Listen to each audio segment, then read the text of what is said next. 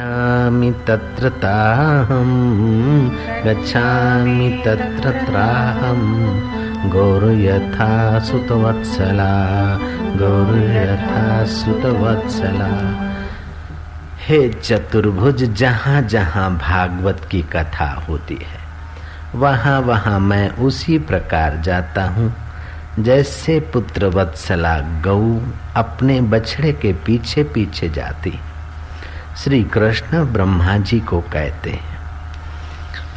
महाभारत में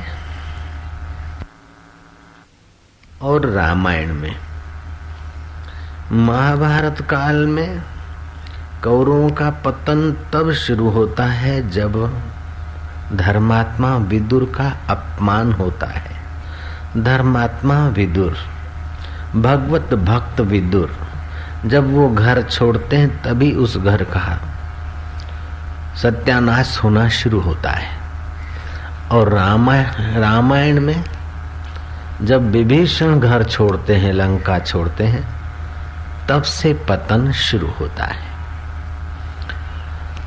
महाभारत में दोनों पक्ष में धर्म भी रहता है, अधर्म भी रहता है। युधिष्ठिर पांडव के पास घटोत्कच अधर्म का स्वरूप है और कौरवों के यहाँ दुर्योधन अधर्म का स्वरूप है।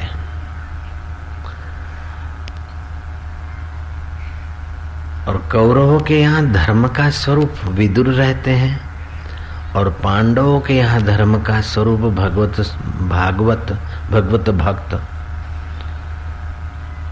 युधिष्ठिर महाराज रहते हैं। युधिष्ठिर महाराज की पांडव पक्ष में चलती है। धर्म वहां सर्वोपरि है। धर्म की आज्ञा और भाई मानते हैं युधिष्ठिर की आज्ञा। और कौरव पक्ष में विदुर की आज्ञा नहीं मानते, विदुर को दासी पुत्र कह के उसकी अवहेलना करते हैं। धृतराष्ट्र को अशांति हुई, नींद नहीं आ रही है। अपने भाई विदुर को बुलाया, धर्मात्मा भक्त भाई को, कि अब क्या करना चाहिए, मुझे रात नींद तक नहीं आती। क्यों नहीं आती मुझे नींद? विदुर कहते हैं, जो दूसरे का हक हड़प करता है उसकी नींद हराम हो जाती। तुम्हारे घर में साक्षात कलयुग दुर्योधन आया है, तुम उसका पक्ष ले रहे हो। तुम्हें पांडवों का हक दे देना चाहिए, इससे तुम्हें शांति मिलेगी और व्यवहार में भी तुम्हारा यश रहेगा। दुर्योधन के चक्कर में आकर तुम अपना कर्तव्य भूल रहे हो भैया। इस प्रकार जब विदुर ने धृतराष्ट्र को सीख दी तो सुन रहा था दुर्योधन, दुशासन और उसके साथी आदम के विदुर पर, और इतने आग बबूला हुए बौखला गए दुर्योधन ने कहा, तुम केवल प्राण लेकर चले जाओ यहां से। आप ध्यान देना,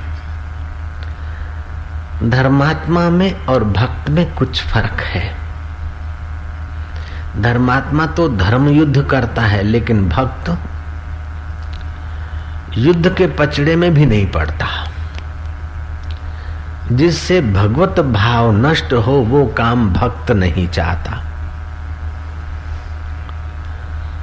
विदुर जी ने तीर कमान वहीं रख दिया। दुर्योधन को और उसके साथियों को ये न लगे कि जाकर पांडव पक्ष में मैं युद्ध करूंगा। वे विदुर धर्मात्मा भी थे, भागवत भी थे, भगवत भक्त भी थे। वे तीर्थ यात्रा करने को चले गए और कौरवों का विनाश शुरू हुआ। तीर्थ यात्रा करते करते समय पाकर उनको उद्धव की मुलाकात हुई। महाभारत का युद्ध भी हो गया, भगवान अपनी लीला संग खेल रहे थे। भगवान ने सोचा कि ये मेरा जो अद्वैत ज्ञान है, सुख शांति और माधुर्य देने वाला ज्ञान है, इसको कौन संभाले रखेगा, इस ज्ञान की परंपरा को कौन संभालेगा। सब और नजर डालते श्री कृष्ण को ये लगा कि उद्धव ही है जो इस ज्ञान को संभाल रखेंगे, क्योंकि उद्धव जब 5 वर्ष के थे तो उनकी माँ खिलौने देती और कोई खिलौना नहीं लेता, श्री कृष्ण की मूर्ति लेता और ध्यान करता।